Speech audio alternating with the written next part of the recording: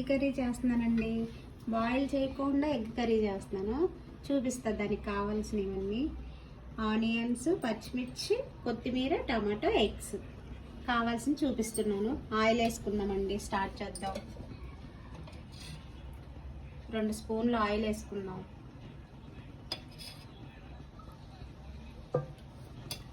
½ tea spoon పసుపు వేసుకుందాం. వేసుకున్నాక ఆనియన్స్ వేద్దామండి. ఈ మగ్గనిద్దాం, బ్రౌన్గా వేగిద్దాం.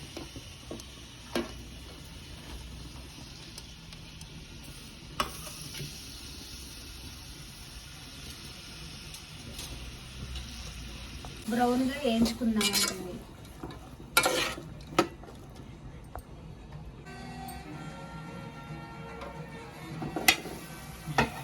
ఉల్లిపాయలు మగ్గిపోయినాయండి. కొంచెం అల్లం వెల్లుల్లి పేస్ట్ వేసుకున్నాం కూరకు సరిపడగా.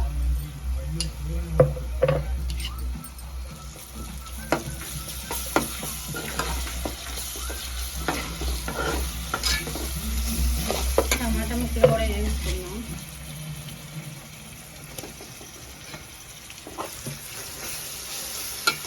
టమాటాలు కూడా మగ్గిపోయి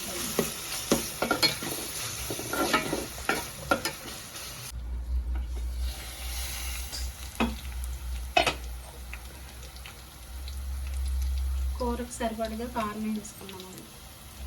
కొంచెం కారం ఎక్కువ ఉంటే బాగుంటుంది కర్రీ.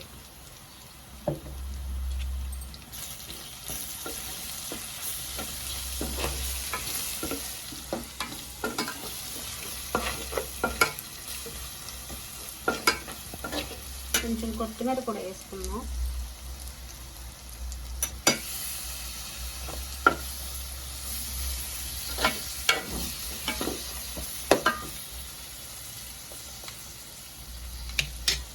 వాటర్ కూడా పోసుకున్నాం.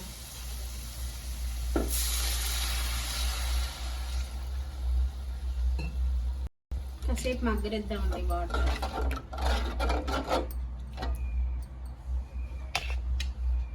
సరిపడగా సాల్ట్ వేసుకున్నామండి.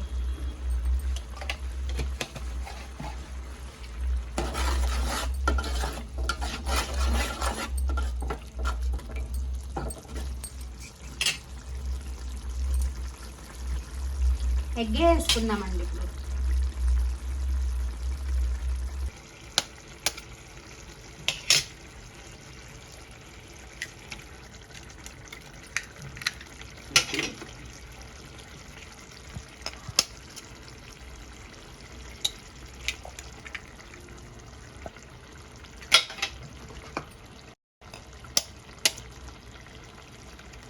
ఇలా 10 నిమిషాలు ఇట్లా ఉంచుకుని మూత పెట్టేసుకుందామండి. ప్లేట్ పెట్టేసుకుందాం.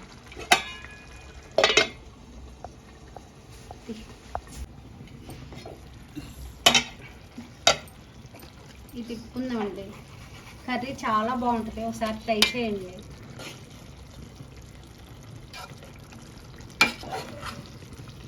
బాయిల్ చేసే పని ఉండదు. కర్రీ కూడా చాలా బాగుంటుంది. ట్రై చేయండి ఒకసారి.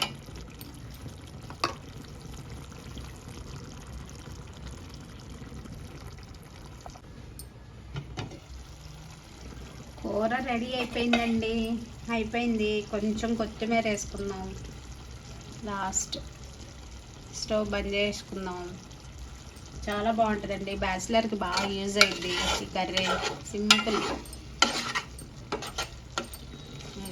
ఎగ్ లాగానే ఉంటుందండి. ఇదిగోండి ఇలా బాగుంటుంది. కొద్ది కలుపుకున్నా ఎక్కువ అన్నంలోకి బాగుంటుంది. ట్రై చేయండి. నచ్చితే షేర్ చేయండి, సబ్స్క్రైబ్ చేయండి. ఇదిగోండి ఎగ్ లాగానే ఉంటుంది. చాలా బాగుంటుంది కూర. టేస్ట్ చేయండి, ఈసారి ట్రై చేయండి.